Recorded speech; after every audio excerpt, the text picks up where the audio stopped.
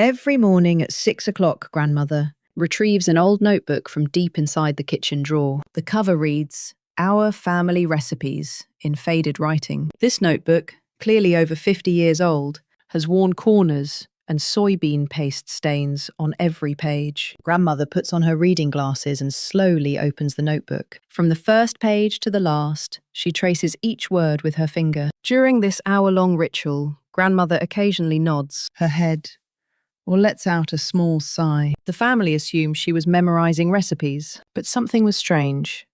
Grandmother never cooked after reading the notebook. She would simply return it to the drawer and prepare breakfast as usual. This ritual continued without missing a single day. 3 years passed. One morning, grandmother stopped in front of the drawer. What was I trying to do? That afternoon, the hospital diagnosis came. Early stage Alzheimer's. While grandmother napped, the daughter-in-law gathered courage and retrieved the notebook. They expected to find soybean paste stew recipes, but the content was different. March 12th, 1973.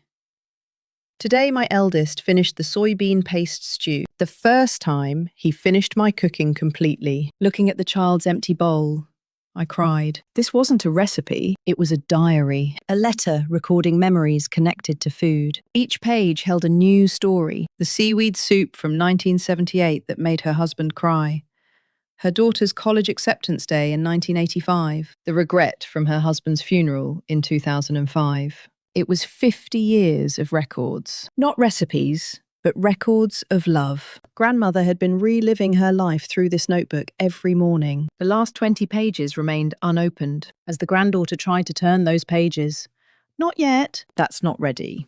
Grandmother's voice came from behind. Grandmother slowly began to speak. "The doctor told me my memories will gradually disappear. That's why I was so afraid. I started this notebook 50 years ago. Your grandfather said to me, 'I want to remember the taste of your cooking somehow. Even if I go to heaven before you, I want to remember this taste there.' After hearing those words, I bought this notebook. At first, I really tried to write recipes, but as I wrote, I realized that wasn't what mattered. What mattered wasn't how many spoons of soybean paste, but why I made the stew that day.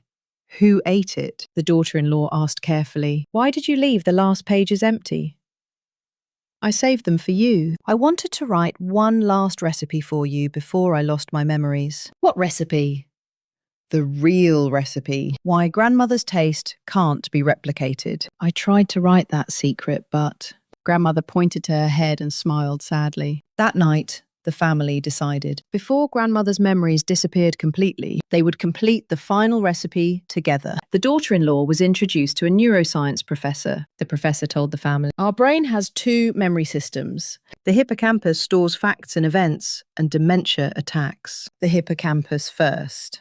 But the amygdala is different. It stores memories connected to emotions. Amygdala memories are much stronger and last much longer. Especially memories connected to smell and taste can last almost a lifetime." Grandmother made an unconsciously brilliant choice. Food memory is a complex memory combining smell, taste, and emotion. Reading the notebook daily stimulates the amygdala. She's not trying to remember dates, but re-experiencing the love she felt that day. The secret of grandmother's touch is also here. A cook's emotional state subtly affects the cooking process. Fire control, how many times she tastes, stirring speed. Food made with a loving heart truly is different. This is a neuroscientifically proven fact. Grandmother smiled and said, "So, what I've been doing for 50 years wasn't meaningless." The family suggested a final cooking lesson. They would make grandmother's lifelong dishes with the granddaughter and record the process. Yes, I should teach you properly now. The first menu was soybean paste stew. The granddaughter asked,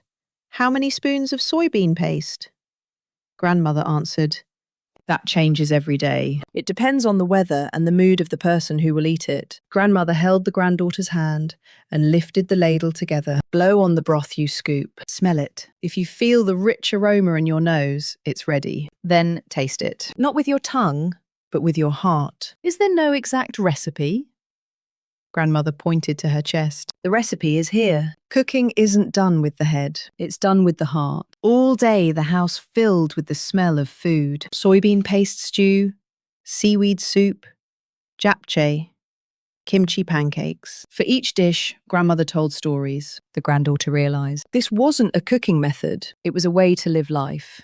That night, grandmother opened the last page of the recipe notebook. With trembling hands, she slowly began to write. The next morning, grandmother couldn't get out of bed. She seemed to have exhausted her energy writing the final page all night. While grandmother slept, the daughter-in-law and granddaughter carefully opened the notebook's last page. To my beloved family. If you're reading this page, my memories have probably faded considerably. But don't worry, the fact that I loved you will be remembered by my body. In 50 years, I've learned there's really no such thing as a recipe. What matters is the heart with which you make the food, who you're making it for, with what feeling. That's the real recipe. The secret of grandmother's touch isn't a special technique. It was just love. When I made food thinking of you, my hands moved on their own. I have a request. Don't try to replicate the taste I made.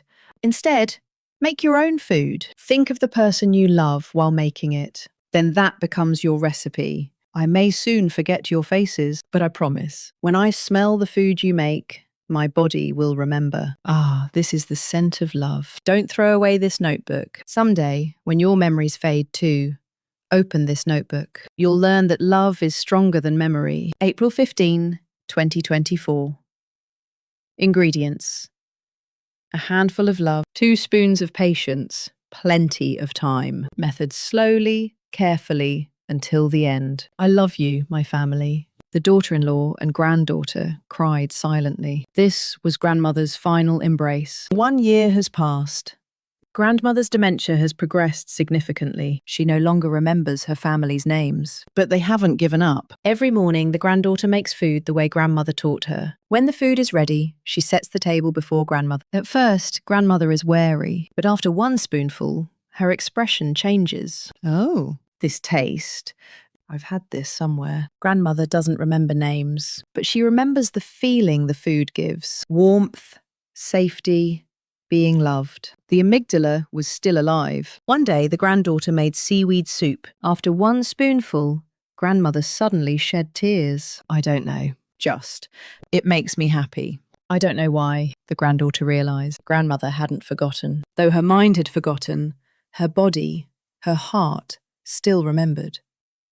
The granddaughter bought a new notebook. She wrote "Our Family Recipes 2" on the cover. On the first page, she wrote, May 1, 2025. Today I made soybean paste stew for grandmother for the first time. Grandmother didn't remember my name, but she smiled and said it was delicious. What grandmother gave me wasn't a recipe, but a way to love. The hippocampus may forget facts, but the amygdala remembers emotions. Recipes may be forgotten, but the taste of love is never forgotten. In the evening, grandmother murmured while eating spoonful by spoonful, "Delicious. This person must love me very much." The granddaughter held grandmother's hand tightly. "Yes, grandmother.